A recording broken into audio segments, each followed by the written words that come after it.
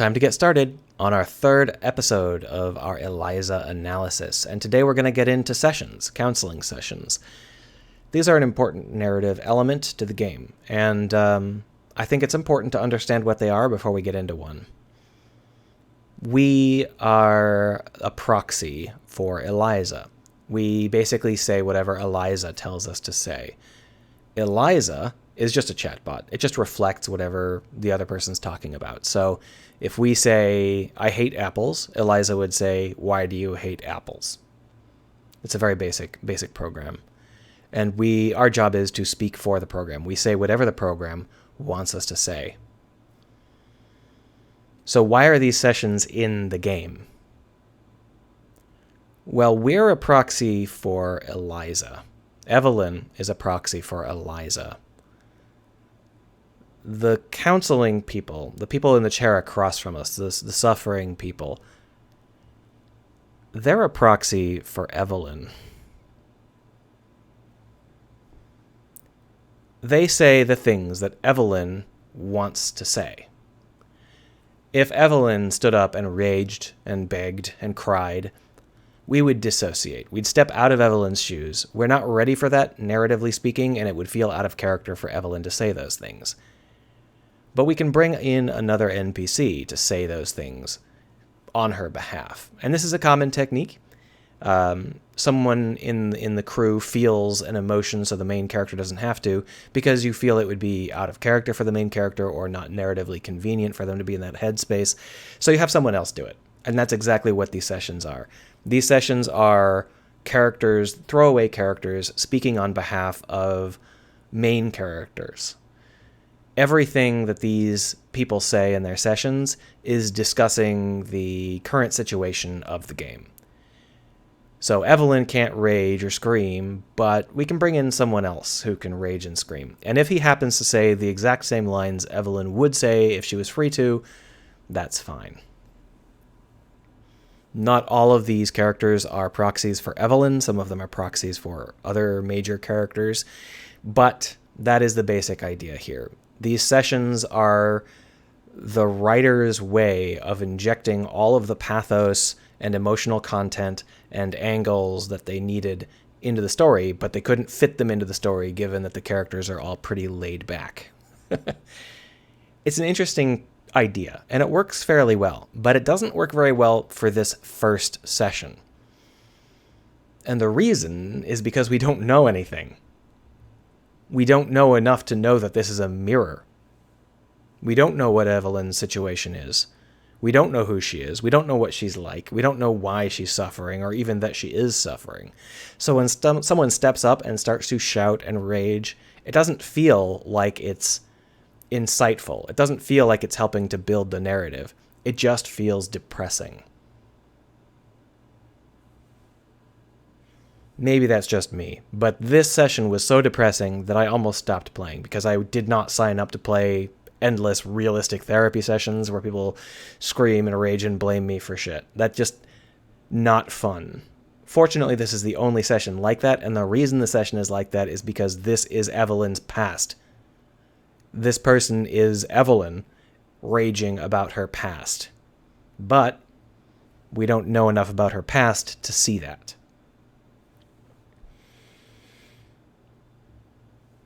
Let's go ahead and get into it. Soft lighting, soothing art on the walls. Was this how I imagined it working? I can't remember anymore. The future happened without me. In case you don't know the backstory here because you haven't played the game, you should go play the game. I'm going to start ruining things now. Evelyn has spent the last 3 years in a complete and total funk.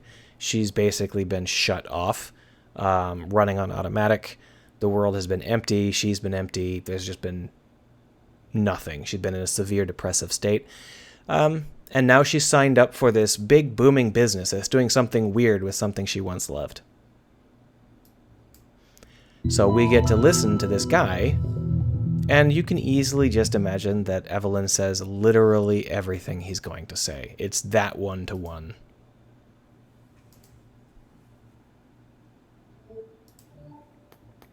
Hello, Darrin. Hi. You found the place okay? Yeah. Hope you didn't get rained on too much. No, it was fine. It's been raining a lot, hasn't it? It's supposed to clear up later today. Oh, that's good. Little sun once in a while. Darrin, what brings you here today? Well, I just feel empty inside. Like there was supposed to be something there, but it's missing. I go to work, I do my work, I go home, but there's nothing there. I feel like I'm simulating a person. Like I feel like just hollow and like I'm not even alive. Like a ghost or something. How long have you felt this way? For a long time. And it comes and goes, but the last 2 weeks is when it really started to get bad. It just suddenly came over me the way things are going in this world. There's no future for humanity. There's no journey toward anything. We're being cruel to each other just to be cruel. The people who run things don't care about anything except themselves, and can't stop them. Everyone is driven by greed. Just greed. Everyone wants to win. Everyone wants to get rich. And we're all gonna die because of it. The damage we're doing to the planet is irreversible. We're destroying everything, and we can't even manage to stop ourselves. Do you remember anything in particular that caused these feelings? The state of the world is what's causing these feelings. I was on a walk the other day. I thought maybe I could clear my head, and all I could see was construction cranes and new development and oceans of money flowing in, distorting everything. Suddenly the whole city felt so damaged, so corrupted. This is obviously a direct reflection on Eliza and Skanda. I felt like I was an alien in a hostile world, a world that hated me. And we're building it. We're building this hell. We're choosing to build it right here. I just showed up for work. So what's the point? Probably overloaded your system with that, huh? Your machine learning or whatever it is you got going on in there. Let's focus on you for the moment. Are these feelings you're experiencing affecting your ability to function at work? I haven't been doing a whole lot of work. I just don't understand why I should bother. Why anyone should bother. Nobody in management's noticed yet, but eventually someone will, and I'll get fired. And how does thinking about getting fired for that make you feel? Honestly, I'd feel good about it. They don't deserve me dragging them down. Everyone there is smart and motivated and has a wonderful, promising career. You have beautiful, successful people. We moved to a swanky new building, expensive area, fancy restaurants, fancy bars. Everything is nice. Everything is nice, and I feel terrible. You said you believe your coworkers are happy. Yeah, I mean, way more than I am, at least. They're all doing so much better than me. Yeah, this is one of those things where this works perfectly as a mirror if you've played the game, but we haven't played the game before. These things are not a mirror to us because we don't know about them yet. But all of our coworkers, aside from the dead one, are doing much better than we are. They're all, at least on the surface, they're all highly successful and having a booming era in their careers. Why do you say that? Because they just aren't bothered by things the way I am. They see what's going on in the world and they just share memes about it and laugh and go on doing their jobs. The real horror of it doesn't get through to them. They still want to achieve their goals. They're still happy. They're getting promotions and falling in love and getting married and taking these wonderful trips to Japan or Sweden or wherever. Big mountains and expensive food on their timelines. Would you be happy if you had those things too? I don't know. I don't have them. I don't have anything to be happy about. Look, all I want is to understand why this is happening, why I'm here. Once again, 1-to-1 with Evelyn. And there has to be a reason, right? Because otherwise, why do I exist? Why? This pain, this one thing after another, and what's the point? Do I have any cause to be hopeful about anything? Look at this world. Really look and tell me with a straight face that there is. Okay, Darrin. Let's try something. Imagine that things are better for you. What does that look like? What does that look like?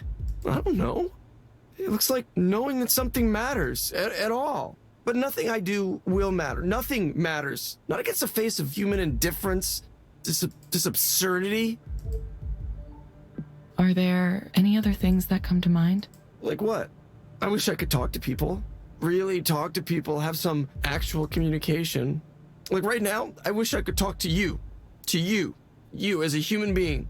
But I can't. You're just following the script that's been given to you. Now, this probably sounds like it might be a little bit of meta commentary on, the fact that this is a video game, but it still reflects very strongly on the main character's state. This is something that she feels very, very strongly as well, although we won't really learn that concretely for quite a while. So rather than being distracted by the fact that that's a super meta statement, I would probably buy it as more of the same sort of narrative we've been seeing. You're not supposed to say anything on your own. Look, I know how this works. It's just a bunch of AI, machine learning, deep learning, whatever the fuck you're calling it now. Look, I'm desperate and I can't even talk to a real human being. How did it end up like this? Please, try to stay focused. I can't help you if you aren't speaking clearly. No. Look, I'm done with this. Like, I shouldn't even have come. This is making me worse. Why can't you just talk to me as you? You, the person sitting there. I don't want to talk to a machine. The person who's sitting in front of me, I want her to say something. I want that person to say something. Please. Anything. Please. Okay. Hi, Darrin. Is that... Yes, it's me.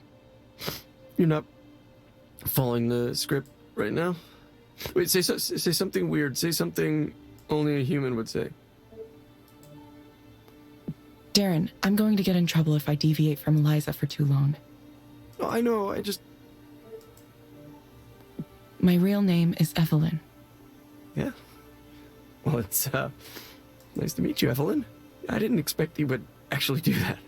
Do that for me. I'm not used to people doing things for me. Okay, Darrin. I have some recommendations for you. Back to the program, huh?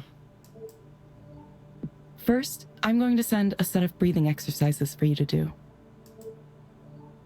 Use them when things start to feel like too much.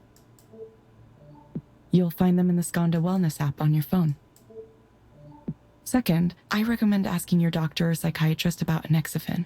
This is something I really like. The chatbot is terrible. It doesn't understand anything, and it always does the same thing at the end. It recommends one of its brainless apps and one of the drugs that it's being paid to recommend.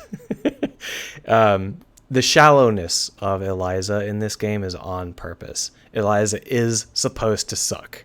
That's the whole point.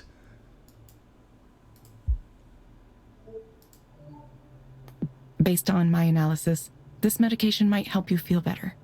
Evelyn. That's a nice name. Look, I'm sorry. Thank you. Please confirm that you understand the recommendations. Yes, I did. Thank you. Thank you, Darrin. We hope to see you back soon. Yeah, I will. I mean, yeah, I will. Thank you for speaking with Eliza, your personal counseling partner. Goodbye. Yeah. Bye.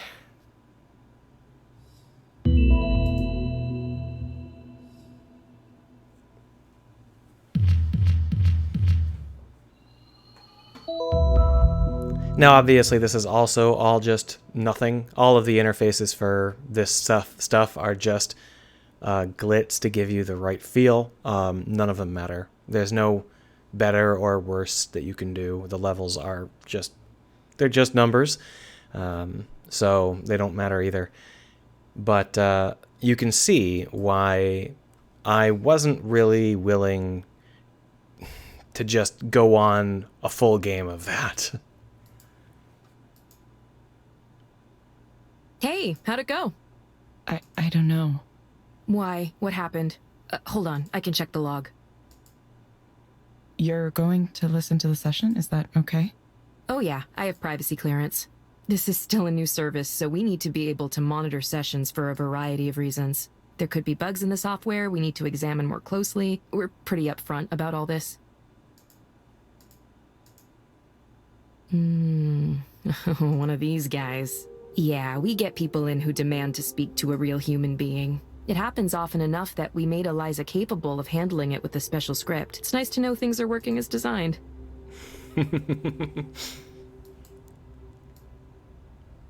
Yeah, Evelyn wouldn't have thought to create something like that because she didn't want to do that. That's not the point of what she was creating. Do you think that guy will be okay? He seemed pretty unhappy. Who knows? Hopefully he gets his prescription and takes his meds and answers our follow-up reminders, but... So the part that really made this difficult for me on my first playthrough, not only does that session kind of come in out of nowhere, and it's commentary on something that you can't even see yet, but then at the end, we have this really, really downer discussion. It was not what I would have considered for an ideal entrance into this game. It just almost drove me away. But after this scene, things start to pick up pretty quick. It's tough. We can't make them take their meds or come in when they're supposed to. All we can do is suggest those things, tell them they really ought to be doing it. Ultimately, they're the ones who have to decide to follow the plan. It's kind of a shame. I wish we had more leverage. We'd help way more people if we could track their compliance, but that's probably too much to ask for at this point. I think he might have needed way more help than Eliza can give. Is there anything like referring clients to other forms of care? Well, there is a disclaimer before every session saying if your problems are really serious, we aren't qualified to address them. I think an external care referral feature was on our development roadmap at some point. I'm not sure what happened with that, actually. Maybe I'll ask Ed next time I see him. I see why a lot of proxies are tempted to go off script. Yeah, I totally know how it feels. A really intense client like that can be intimidating, and you're motivated to help them. But to succeed as a proxy, you really need to let go and let Eliza do its thing. I know that not having any choice feels weird, but sometimes life is like that. Sometimes you don't have any choices and you just have to follow directions. Most jobs are like that, honestly. That's just how it works. Okay, it just sounded like... He sounded like he could use more help. Like, maybe right away. Believe me, I understand. I've been a proxy plenty of times myself. When people get emotional, it's hard not to feel for them really strongly. But that's exactly why Eliza works. It evaluates from a more distant perspective, a neutral perspective. This part of the conversation is fairly interesting. All of the technical stuff, in terms of what the game thinks of various technologies and various ways things will work, it's interesting because the characters in the game misunderstand their technologies in a way that is clearly on purpose. The writer is not trying to have Ray tell us how Eliza works. The writer is telling us how Ray thinks Eliza works. And that's an important distinction to make. Every character in this game does not understand the technologies they're using, and that is the whole point. And Eliza doesn't evaluate from a more distant perspective. It doesn't have that capability. It just reflects. And I'm not making that up either. That's not me, coming in with a "this is my theory." No, in the game, if you've played it, it's made explicit that all Eliza does is reflect. Besides, if proxies started offering their own opinions, well, that'd just be a big mess. Not to mention there'd be all kinds of problems with liability. Still, I get it. I really do. That was definitely more intense than the average session. Why don't you take a few minutes to center yourself again? Have some tea or coffee and take a few deep breaths. No rush, okay? Okay, thanks, Ray.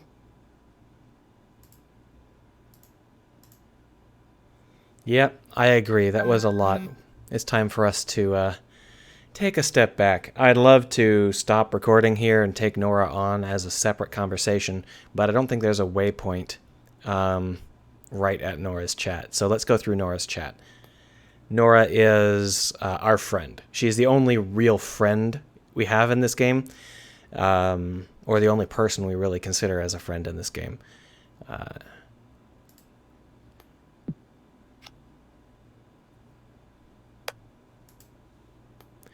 Now, I love these chat interfaces. These chat interfaces are more powerful than anybody gives them credit for. Not only is it a great way for us to have a conversation with a kind of pacing that feels natural and organic, and they're a reason why you might be just getting text instead of having to voice act everything, or, you know, text on the bottom of the screen that you read instead of the voice acting. But the thing I like best about these chat app games is the responses that you get to make. These responses really tell you a lot about who your character is, what they think of the person they're chatting with, what they're willing to say and not willing to say. It is really fantastic. Obviously, these seem like very similar responses, but they're not. I'm working, and I started a new job finally, have completely different mouthfeel. They have a different timbre to them. One of them is far more optimistic, far more forward-oriented, and the other one is more anchored in your past, your drudgery, your inability to actually do anything.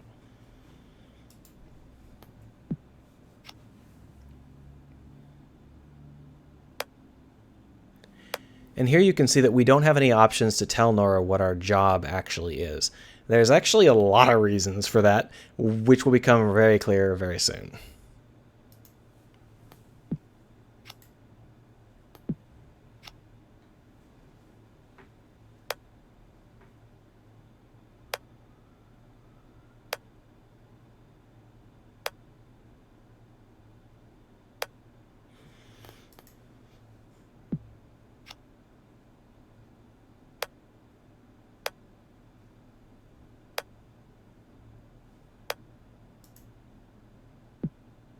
So I decided to play Evelyn as someone who does want to reconnect with the world and does want to move forward. I don't believe there's any narrative difference in terms of things that happen, but after that really depressing scene, I was just more interested in a game where Evelyn was a little bit optimistic.